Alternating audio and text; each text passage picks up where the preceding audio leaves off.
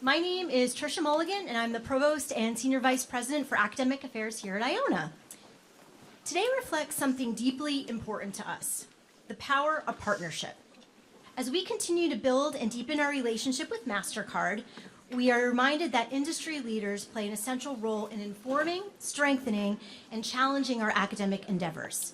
We are especially grateful for the leadership and engagement of our distinguished Board of Trustees member, Karen Abruzzi, whose commitment helps ensure that our students are connected to organizations shaping the global economy, as well as to the Mastercard team with us today.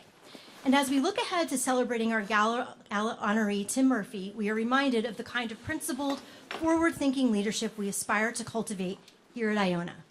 We are truly honored to welcome Ellen Jackowski to campus this afternoon.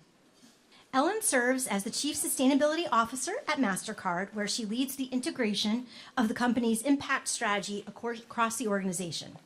Her work sits at the intersection of business strategy, environmental stewardship, governance, and societal responsibility. She oversees both internal and external environmental focused strategy, stakeholder engagement, and reporting while driving Mastercard's climate leadership, including its commitment to reach net zero emissions by 2040 and its global initiatives such as Priceless Planet Coalition. Her leadership embodies a powerful truth. What happens in boardrooms shapes what happens in communities.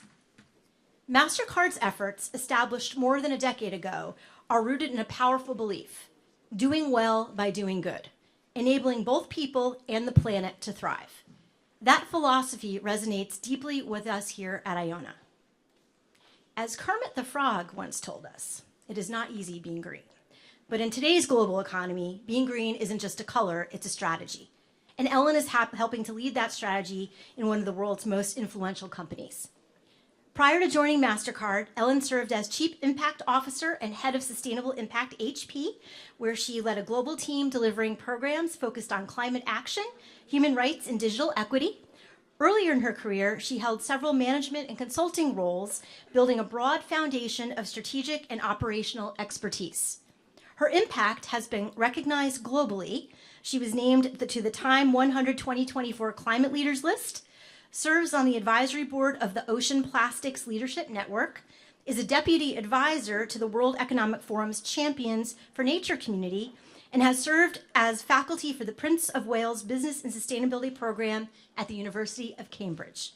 For our students, her career tells an important story. What you learn here matters. At Iona, we are committed to equipping students not only with the ethical foundation and strategic mindset to compete in a complex world. Iona's mission calls us to educate leaders guided by integrity, justice, service, and respect for human dignity.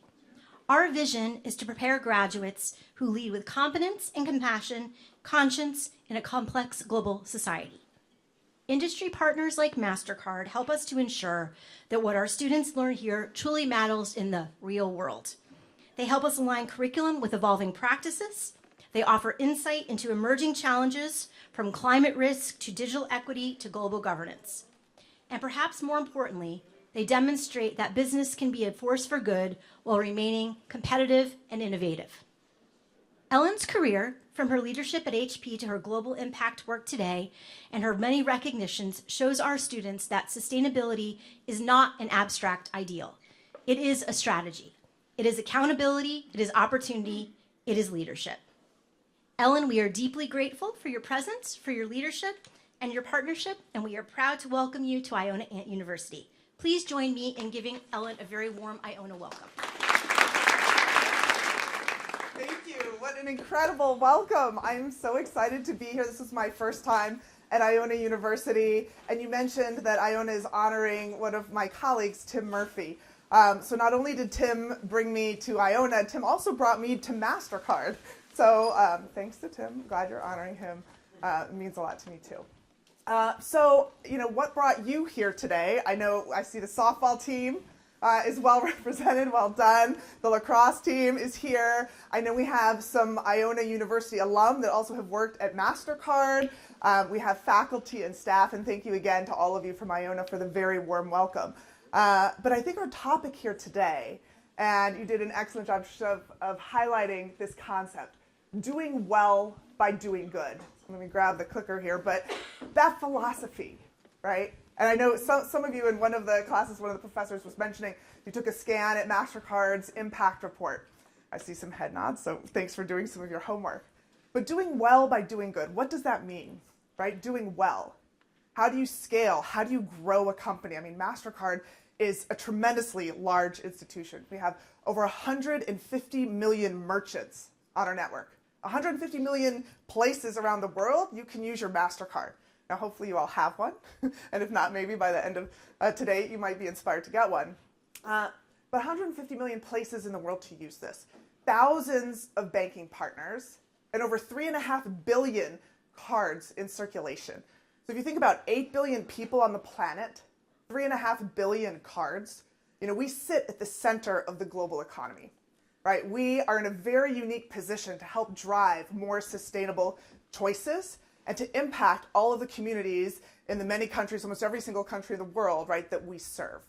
So if Mastercard has this intention of doing well, growing and scaling our business through the power of that expansive value chain by doing good, by creating environmental and social value, right? How do we put those two things together? And when I was a student, kind of sitting in your seat, listening to various presentations that came by, I had time to think about what kind of company do I want to work for? What do I want to do with my life? What purpose do I have? How do I want to connect all of these things together? And my career trajectory, I'll just spend a second on this just so you kind of get where I'm coming from, not just from HP, which was really influential part of my career. But my first job in high school was scooping ice cream for Ben & Jerry's. And the dean, I think, has a long legacy of working as a consultant with Ben & Jerry's. But if you're not familiar with that brand, they were some of the first leaders to help bring social and environmental impact into the core of their business. Right? They're the epitome of doing well by doing good. Right? Doing well, selling a lot of amazing, incredible ice cream by doing good, by making sure that the ice cream's ingredients were whole, by making sure that they were treating their employees in the best ways possible. So lots of legacy in terms of how they were breakthrough in aligning purpose with profit, bringing purpose into the core of their business. So I was scooping ice cream in high school. I lived outside of Washington, D.C. I always thought I would have a career in government. So I interned in college for my U.S. Senator. My junior year, I interned at NATO in Belgium. And there, something kind of life-changing happened. The Secretary General passed away that summer. So I had a front row seat, right? Kind of drama, there's a death, something's going on. But I had a front row seat to the change of power. How was this going to happen? Of course, at the time, I had bosses at the U.S. mission to NATO, and I was looking up to them thinking, wow, I want that job. This is my career path. And by sitting there seeing what actually happened, were they involved in some of that decision making? Not so much. It happened in other places. It happened in Washington, D.C. It happened in the capitals with prime ministers and presidents. So I kind of came back to college my senior year a little defeated. I knew where I was going. I thought I'd have a career in government. And then all of a sudden I was like, well, what do I do? So it's senior year. Well, what was the most popular job when I was graduating? It was to become a management consultant. So I was lost, didn't know what to do. So I was like, okay, maybe I'll try to become a management consultant. It's a hot job. All my friends were doing it. So all right, I'll do it. So I interviewed, got a job, but at an unusual consulting firm. So it was a firm that believed in really interesting different concepts, things like open compensation. So I knew what all of the partners made in terms of salary, right? I knew what the administrative assistant made in salary. Everyone knew what my salary was. They knew what my bonus was. Everybody knew everything. So shining a light on things that maybe were not so public in terms of information, or there wasn't kind of that legacy of sharing that type of information. It was a really important lesson for me as a young adult, kind of thinking about the power of transparency. And now, of course, fast forward, think about that as applied to sustainability. And some of the regulation that maybe some of you in these sustainability courses at Iona are learning about, the importance of transparency, of measurement, of data, of knowledge, of information. So I'm working at this consulting firm, learning all sorts of really interesting ideas, seeing them in play. And one of my clients was HP. So the gentleman that I was working for on the project said, hey, we're focusing on sustainability. We need a new sustainability strategy. Do you want to come in and help lead sustainability for the company? So I thought, wow, this is pretty incredible. This goes back to my days scooping ice cream at Ben & Jerry's, where purpose is at the center of the company. HP had this long legacy of the HP way. Some of you may have heard about that. So I spent about 15 years at HP, always in sustainability, and worked my way up to eventually become the Chief Impact Officer and Head of Sustainable Impact. So lots of learning, lots of growth. And then one day I got a call from Mastercard. Would you consider coming over to Mastercard? And now think about those two companies, right? So different. HP makes PCs, printers, 3D printers, lots of stuff. A huge supply chain, right? And in that sense, they're probably kind of part of the supply side issue of sustainability. Mining, digging up, manufacturing, putting products out every second of the day, right? And now who's Mastercard? Mastercard is this incredible technology company, but they don't make anything, right? They're not a manufacturer, right? This data and technology and that ecosystem that we talked about between the merchants and providing transactions all the way through to all the cardholders. So more on the demand side. So now I have an opportunity to be in a different seat to help think about how do we create the demand for the products and services that I was so busy creating and making sure we're more sustainable. You mentioned I'm part of the Ocean Plastics Leadership Network. So there, of course, from an HP point of view, using lots of plastic, how do we make sure the sourcing of that plastic is the most integrity, it's the most environmental, it's part of the circular economy. But now again, I have this opportunity here at Mastercard with this incredible philosophy that matches my own, doing well by doing good. How do we grow? How do we continue to consume, right? Maslow's hierarchy of needs. We all need clothing, we need food, we need shelter. So it's a great place to be. And what I wanted to share with you today is a little bit about, why is impact a growth strategy, right? Why isn't it kind of something sitting on the side? Oftentimes you might hear companies talk about their principles for sustainability and community and impact, all very good, but we're putting it at the center of our business. Why? And particularly why in this moment? So I mentioned we've got the softball team, we've got the lacrosse team. A lot of the discussion in sports right now is around extreme heat of players, particularly in the summer. And I don't know what it's like here in the summer, but you've probably all been out on the field at certain times where you're gasping for air, you need to cool down. You're feeling the impacts of climate change, right? So it affects us in our daily lives no matter where you live. So important for us to kind of think about these factors in our own lives and how we know this is shaping business. This is shaping what customers need, what customers want. It's changing markets. And we have the data from the Mastercard Economics Institute that helps support that as well. So for example, an interesting stat. The Mastercard Economics Institute studied online luxury fashion and apparel spend. So I don't know if anybody has Gucci bags or fancy clothes or hats, garments, all those things. But what percentage of online luxury fashion do you think is secondhand in the US? Think about that for just a second. 27% of all online luxury apparel spend in the US is secondhand. Now, when the Economics Institute sent me that data, it's like, you've got to be kidding, that's way too high, right? It sounds enormous. Over a quarter of the market is secondhand. I said, go back, do it again, show me the math. They showed me the math, it's true. And for the general marketplace, not just luxury apparel, but general apparel, it's about 5.8% and continues to grow, right? Which again, for the mass market, that's a lot higher than I thought. So back to growth, right? Thinking about how to align your business with the way markets are changing in a material way.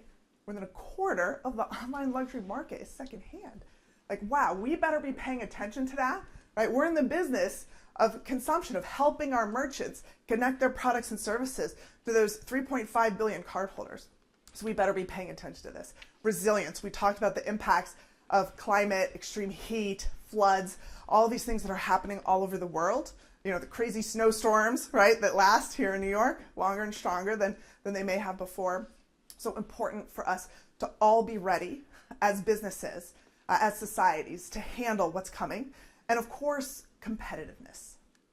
And when we think about our young employees at Mastercard and what they're interested in and who they want to work for, they want to work for companies in general that do things like doing well by doing good. And that's not just a slogan, but that we really mean it, right? And kids can always tell, and you know this yourselves, you probably see your younger brothers and sisters, like they can sense when something's not authentic, right? When something's not real. So it better be real for us to stay competitive, to recruit the top talent, to make sure we continue to grow as a business and do that by doing well, by doing good. So our strategy has 3 pillars: people, prosperity, and planet. Covers a lot of various topics, people really focusing on our own employees and their well-being. Prosperity, Mastercard has a long legacy of driving financial inclusion. We have a very famous Center for Inclusive Growth you may have heard of. Just down the road here is where it was innovated. And that had a huge goal to connect over 1 billion people to the digital financial economy. And so we've been talking a little bit about the environmental side of the doing good equation, but the social impact side is absolutely core to Mastercard's business as well. In that sense, how do we open up new markets, right? Can I just see, who has a Mastercard here? Raise your hands. All right, a good portion, right? You can go to various developing nations, areas where they might not be so connected, and that's new business for us, right? Those are new markets for us to curate. And while we're bringing people into the digital financial economy, that also means we're helping them achieve financial health. So excited to say that in 2025, that was the year that goal expired, to connect 1 billion people to the digital financial economy. We did it. So it's now 2026. We hit that huge, enormous goal. And we're working on setting a new goal, which I'll talk about in a second. And then planet, which I've already talked a little bit about. So just a couple of stats on people. How do we measure what we're doing with our own employees? How do we measure their well-being, their happiness, if they're empowered to create impact? And of course, we have a survey. And our recent survey results showed 86% of employees agreed that their leaders value and respect them, and that they're comfortable voicing ideas and opinions that are different from others. Right? And so specifically right now in this moment, how do we make sure that everybody feels welcome at Mastercard? Everybody can be their true selves. This is a key part of who we are. And we continue to believe in those values and make sure that is part of the culture inside the company. And that manifests in a couple of different ways. We have a program called Kids for Tech. And it's the largest STEM education program of its kind.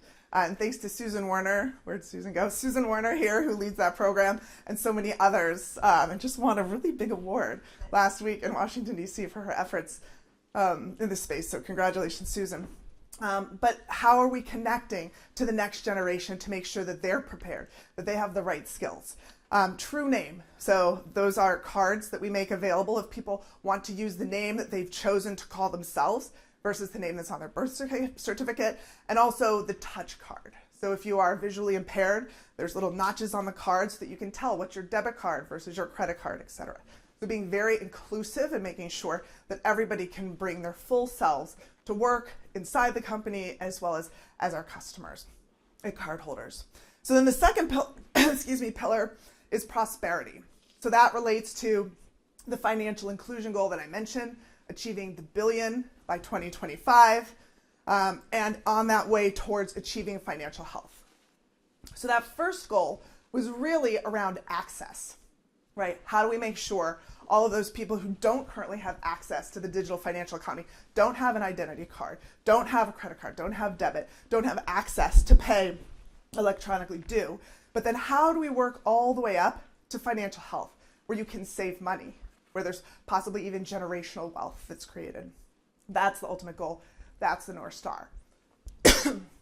So after achieving that billion connected to the financial digital economy, we have a new goal, a new really exciting goal.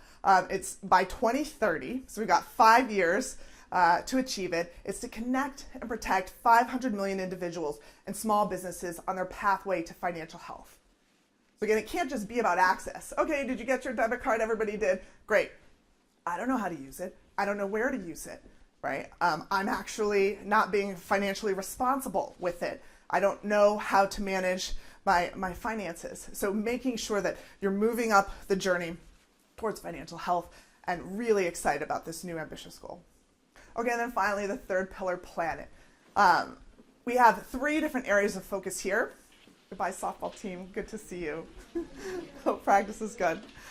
The first is our net zero goal. So we have a goal to achieve net zero by 2040. That's a decade ahead of climate science. So ambitious. And we reported in 2024 that we grew the company's net revenue by 12%, right? Doing well. Wow, we are doing well. Follow Mastercard stock. In general, it's doing really well. By doing good. We reduced our emissions by 7%.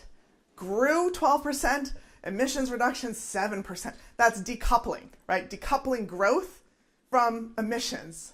Like, that's the holy grail. Right? If companies can do that, if society can do that, if you can do that with your own carbon footprint, right? Grow your wealth, grow your economic well-being by reducing your own personal emissions. Again, that's what we should all be individually striving for. That's what we should be striving for as a society. And Mastercard is well on its way. Really excited about that. The second piece is empowering businesses and consumers to make more sustainable choices. So again, that was kind of the big ecosystem that we're talking about between the merchants and the cardholders.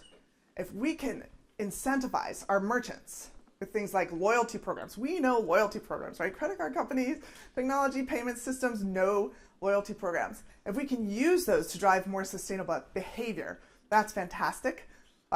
And more sustainable choices for the cardholders to actually choose. That's the big opportunity for us. And then the third piece is, how do we connect everything that's going on in the prosperity pillar, driving more financial inclusion, with climate adaptation and resilience capabilities. Again, giving the pressures of extreme weather events and what's going on in the atmosphere, we all know we need to be ready. This is particularly important for individuals in developing nations. This is particularly important because they're feeling the effects of climate change first and harder than the rest of us, for example, sitting here in the United States. And also to be ready to adapt. Small businesses as well, particularly are hardest hit in this space. Right? When an extreme weather event happens, it's the small businesses. It's the people at the lower spectrum of the economic ladder that feel these impacts harder. So how do we put together our knowledge about inclusive growth with climate adaptation and resilience? So a quick case study, and then we'll open up to some questions. So hopefully some of you have some questions.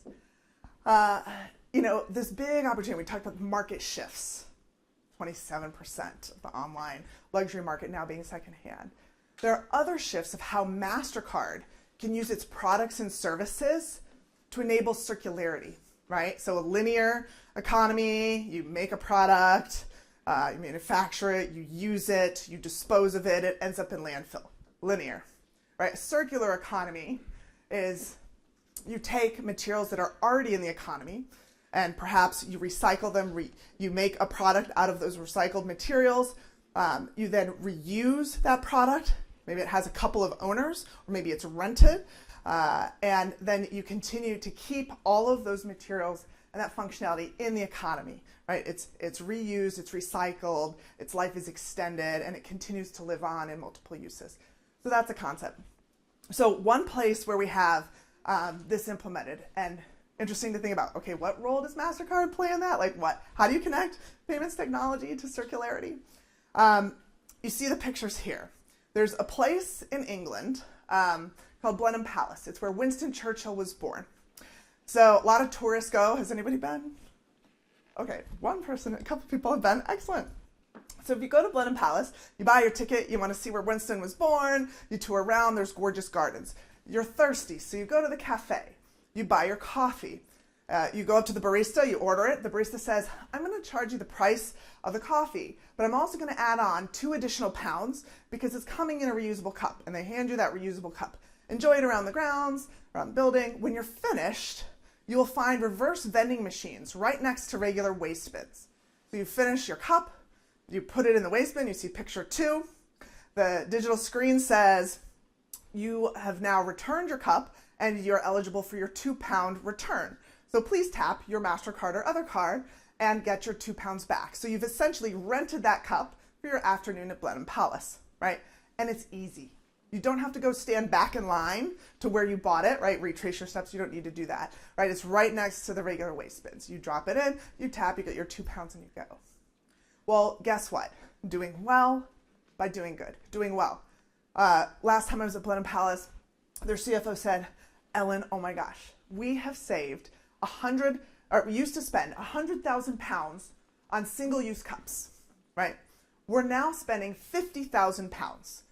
We've reduced our costs by 50% by buying these reusable cups instead of the single-use cups.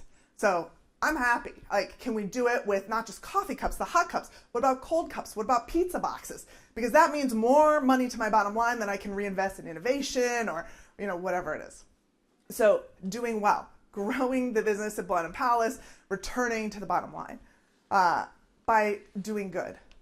Obviously, there's reduced carbon emissions. You see some numbers there. There's reduced waste, over 300,000 single-use cups kept out of landfill because of this.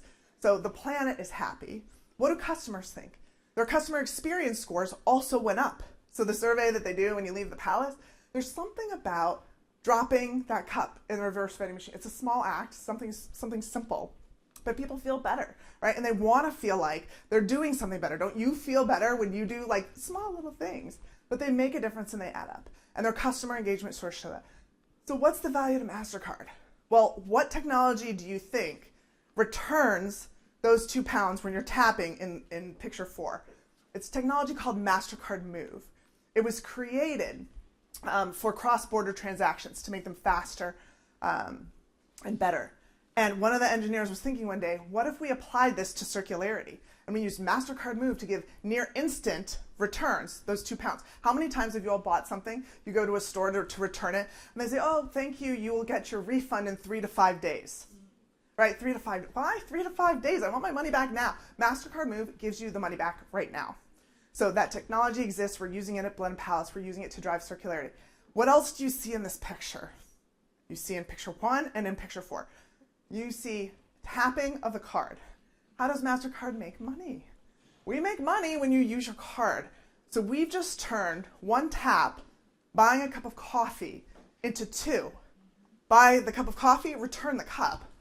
Well, that's good for Mastercard. That's good for our shareholders. That's good for our stock price. That's good for our employees and our bonus, right? So Blenheim Palace is saving money, right? We're reducing carbon. We're reducing waste. Customers like it better, and Mastercard is making more money, right? That is the perfect example of doing well by doing good. So I will pause there and open it up to questions, and I guess just leave you with this thought about, so what does this mean for you as the next generation of leaders? What kind of company or organization or nonprofit or government do you want to work for? How do you want to spend your time? How does purpose connect in your daily activity to the value you're creating for society? I think there are a lot of companies out there that understand what I'm talking about here today. It really is about finding how you can, as a human being in society today, with all the complex problems we have, how do you do well by doing good? Okay, questions? So my name's Kalen Fagan. I'm a senior. So my question was, I believe a lot of people struggle with picking firms to work at because we're seeing an increase of a lot of companies putting profits over people. So would you say that MasterCard is like leading in, more sustainability and making an impact around the world, or are there any other massive firms you think? Yeah, so there are lots of lists that specialize in this, right? What are best places to work? Who wins all these awards? And a lot of the magazines like Forbes, Fortune, a million lists. Like you mentioned, I was on the Time 100. Time has lots of lists about the most sustainable growth companies, that sort of thing. So you can look at those lists, and to a certain degree, the way they measure, they all have a methodology for how do they come up with who's number 1, 2, 3, 4, 5. I'm thrilled to be at Mastercard, especially again in this moment when there is a lot of confusion, a lot of changes that are happening. Like, how do you know who you are, what you value, what you're going to stand behind, and how you're going to make sure that it's really grounded in a way where everyone can feel themselves at work, right? Everyone's included. And MasterCard has taken a really clear point of view on that, which I think is really wonderful. Yes, I think, I mean, I'm here on behalf, I'm wearing the colors. So I'm thrilled to be at Mastercard. But again, these lists I think can be really helpful if you're looking to narrow or target certain companies that might have some of the values and things that you're looking for. Thank you. We got some questions on this side as well. Nicole, do you want to? Hi, my name is Nicole Padanastro. I'm a senior here. In class, in our sustainable marketing class, we looked at the website, and I was really intrigued by the carbon calculator. And it's a really great idea, but how do you measure the statistics of users that view it, and then, in that case, reduce their carbon footprint? Yeah. So for those of you who didn't read the report, thank you for doing that, Nicole. Wonderful. Good homework. We have a product. It's called the Mastercard Carbon Calculator. So our theory of change, how are we going to move all those merchants, the 150 million, and the card holders to want to create and then consume more sustainable products? The theory of change is inspire, inform, and enable, right? That's the role we feel Mastercard can play. It's not judge, it's not require, it's in the positive. Like, how can we inspire you? How can we inform you and enable? So inform, our carbon calculator is a part of that piece of the strategy. So if you use the Mastercard Carbon Calculator, at the end of the month you get your bill and you can see everything you've bought and the carbon impact, the estimated carbon impact. Then, the financial impact. You also get a number that's the estimated carbon impact. So it's not just the dollars, but it's the carbon spent. And it's an estimation, right? So it's not, we don't have that data available for all products that are bought and sold, with a Mastercard, but we're getting more granular. So this product is fairly new. So some of the data and the insights that we have, they're coming. We've got one big customer where we have most of the data and have started scraping some of the insights out of it. And what that's showing, and this is so interesting. Now this is just one big user of the carbon calculator and all of their customers that have access to it. But what we're seeing is people who had a purchasing pattern, year one, used the carbon calculator for a year, and then we're looking at how they're purchasing things in that second year, they're actually spending about 14% more in that second year than they did before, right? So their total spend has gone up, but their carbon has gone down. So it kind of goes back to decoupling growth from emissions. We're seeing this in some of the early data. Now, can we say that that's going to be the trend across all? Could you make lots of assumptions underneath there? Maybe people with more money are the ones that are actually looking at the carbon calculator than not, so they have more disposable income. And there's all sorts of assumptions that go on in there.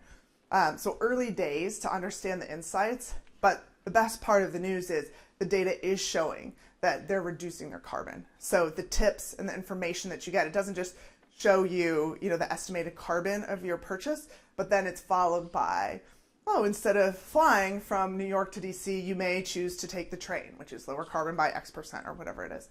So early days, but inspire, inform, enable. That's kind of the theory of change, and that's why the carbon calculator is so important. If you want to choose something more sustainable, how do you know what a more sustainable choice is? There's a lot of information out there. It goes back to, you may be too young for the big debate when the Toyota Prius came out. Everybody was saying, well, this is amazing, right? Less fossil fuels. And then everyone was like, well, what do you do with the battery? Like, the battery has all these toxins and chemicals, and that's another environmental problem. So is it better to, anyway, there are trade-offs to everything, right? And the information is only going to get better. Thank you. Yeah.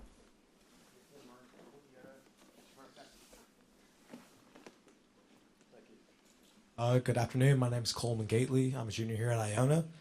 Just firstly, I'd like to take the time to thank you on behalf of the Iona student body for being here today. It's very thoughtful of you, and we really appreciate it. My question for you is, how do you balance profitability and sustainability when or if they do conflict?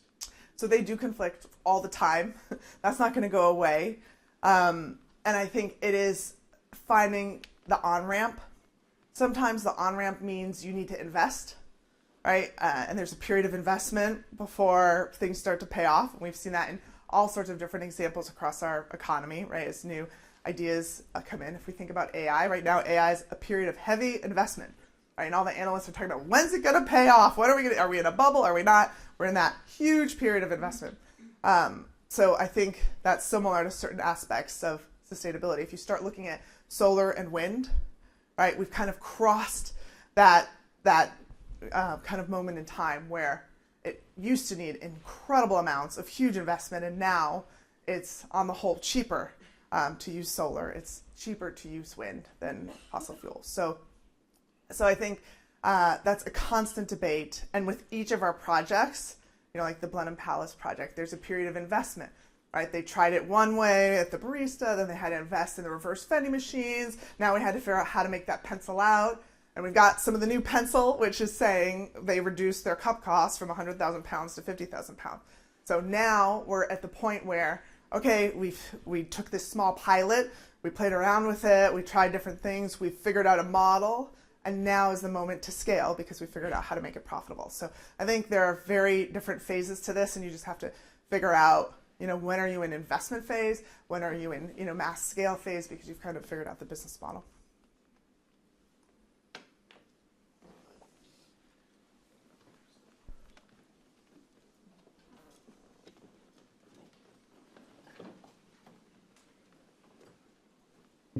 Hi, my name is Lazar. Thank you so much for being with us here today. I'm truly honored to hear from you and also from your background. I have a question about, do you believe that structural change in behavior through financial tools is driving and accelerating climate actions, or still we need to rely on policy shifts when we talk about sustainability? I mean, all of the above, for sure. The policy impact is huge. Why, the countries and the cities I mentioned with the reusable cup pilot, mostly Europe, right? UK, Copenhagen, Lisbon. Why? Well, because they've got a lot of regulation around reuse, particularly with food packaging and beverages in particular. So it is the best place to start these types of pilots and to start scaling, right? And then once they get to scale, and people who travel from here over to Europe and see this process, right? The first time you, as a tourist, go to Blenheim Palace and experience this, you're like, well, I've never seen a reverse vending machine before. How does this work? Oh, isn't this interesting, right? And you start seeding that change. And then in other places where maybe you don't have the policy backing, people are interested enough, it's caught on enough, it's proven, it's business value enough that you can start doing some of this without the policy backing. But those things, I think, go hand in hand. And we're always looking for ways where the policy environment is opening doors for us to come up with these new models like the reusable cup scheme.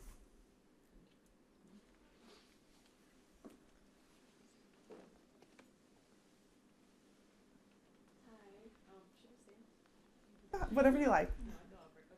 My name is Emma Naseth, and I'm a marketer. I'm also an arts leadership major, but I know I want to go into a career that's sustainable focused or at least activism focused, but I just don't know any entry level roles that would put me on the pathway. And I know you said there's no direct path to chief sustainable officer, but I think I would like to do that in my future. And I just want to know if you're from that perspective, what's your recommendation for an entry level role I should seek?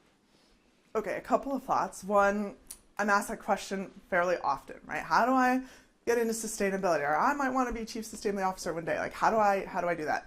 And my path, when I'm older than some of you in the room, and so there weren't these advanced degrees you could get in sustainability or master's degrees or business schools that had a lot of coursework on it. So it was a different path than is available today. But one of the things, and I'll use Mastercard, of course, as an example, when I'm asked how many people are on our sustainability team, the answer is about 40,000 people. It's the whole company. And it goes back to this philosophy of doing well by doing good. Who helped innovate the Blenheim Palace? It was the person on the Mastercard Move team who saw the future. It wasn't somebody from my team. Now, my team might have other ideas and be able to take some credit for different things. But no matter what your role is, you can put a sustainability lens or an impact lens on it and turn that job into something of that. Who would have thought we would have something called ESG controllers in companies? So I'm seeing a head nod, maybe you've heard of that role, right? These are people who report typically into a chief financial officer. Usually there's a financial controller. But now many companies the size of Mastercard also have an ESG controller, environmental, social, and governance, right? No one would have thought that would have happened. Well, that's her whole job, right? And Mastercard happens to be a female. But any job you're in, whether you're in marketing, right? Are you marketing the benefits? You know, like at Blenheim Palace, how are we getting the word out that this is available and that we're encouraging people to participate in reuse? So whatever your job is, you can put that lens on. Now, how do you get an entry-level job? What are some? We happen to have two ladies who are here with us today, Marielle Brunel, and Taylor Wynn from Mastercard, who are both in our marketing and communications department. Taylor, how long ago did you graduate? It was 2024. 2024. So during the reception, like target Taylor, introduce yourself, or Taylor, please come over and like talk about like how did you get your job and all of those things. So there are entry-level jobs, but I would also say like any job can be an impact or sustainability job. You just have to put that lens on. Whether you're a lawyer, a doctor, my dentist, it wasn't my dentist. I was at a benefit. I love this story. Sitting next to a dentist who'd bought a ticket to whatever the fundraiser it was. And he was saying, like, I really want to get into sustainability. I'm going to try to get on a board of an NGO. Like, that's what I'm going to do. And I was like, you're a dentist. Like, when I go to my dentist, how much plastic, like, ends up in the bin at each visit? Like, how did that happen? Why did that happen? Like, you could become, like, the dentist known for kind of breaking the curve, right? Like, making dentistry more sustainable and stopping all this stuff. Like, hand out the toothbrushes that are made out of bamboo instead of the plastic, all those things. Like there's a million things you could be doing, and that's probably going to have a bigger impact, change your industry rather than get on a board. I mean, getting on a board is good too. So anyway, I think just putting that lens on and thinking differently about your role is really important. Thank you so much. You're welcome. I thought the students will ask. So my name is Alina Nazarian from La Penta School of Business Dean's Office. How are you leveraging AI in predicting, measuring, or reducing the environmental impact? Yeah. Okay. I'm surprised it took this long for an AI question. I mean, obviously, like this field is evolving. Like how we all use AI in every aspect of our life is shifting and is going to continue to shift at kind of the speed of light. So earlier, is it today? I think it was today. I had a meeting with our ESG controller. And we were talking just about that, like in her world, how are we increasing the use of AI? And in all of our kind of finance processes, we're starting to use it in terms of how do we do some like double checking on some of the data that we have, kind of like integrating it in on a pathway. So there are lots of possibilities. One that I'm really excited about is, as we move to what at Mastercard we call agentic pay or agentic commerce, right? How do we use AI to help us buy things? Like in the future, I think the vision is we won't be buying things. Like today I may go on to Amazon and buy this thing that then sent to me. But in the future, we'll probably have an agent that knows kind of who we are, what we need, what we're going to need, tomorrow and the next day, what kind of clothes we prefer, things to, use and wear and consume, food to buy, and it'll just buy it for us and it'll show up, right? The agent will do the work for us. We don't need to. So that I think is really interesting because as we're developing this agent pay and agentic commerce capability, how do we make sure sustainability is a part of that? And I was talking with our head of AI last week and we were having a discussion around, that's great that we're moving so fast into agentic pay, but let's look at things like that Mastercard Economics Institute data that said, over a quarter of the market wants to buy secondhand. How do we make sure from day one the agent or agentic commerce knows to offer us or to select secondhand items? Now, why might so much of that market be secondhand? Is it because all of those people want to buy more sustainable?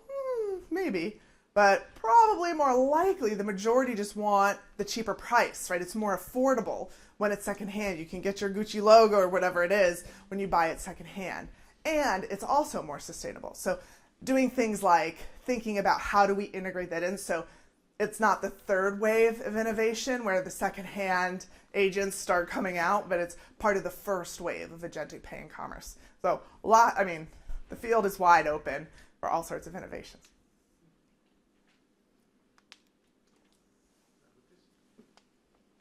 Hi, my name is Lucas. I'm a senior here at Iona. My question is, obviously all these different companies are trying to become sustainable, going green, solar panels, but how do you make sure that sustainability feels authentic with Mastercard? All of these companies are really trying to get on the trend of being sustainable, but how do you ensure that it's authentic and not just one of those market trends?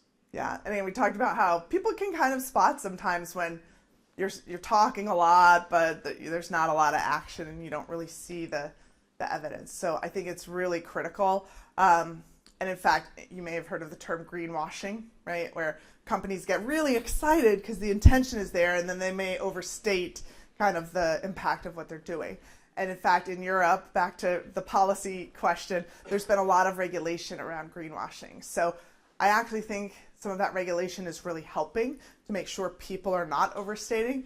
The twist in that is you also need to make sure that people feel bold enough and kind of like free enough and with less minimal risk to innovate in that way, to take a chance, to try something that's different, that's more sustainable than they might not want. So I think it comes down to, again, like the values of the company, the philosophy, and back to this intention, I would just say, I'm looking back at our marketing friends again, where, and back to my answer around 40,000 employees are part of the sustainability. Okay, well, how do we keep 40,000 employees from not greenwashing?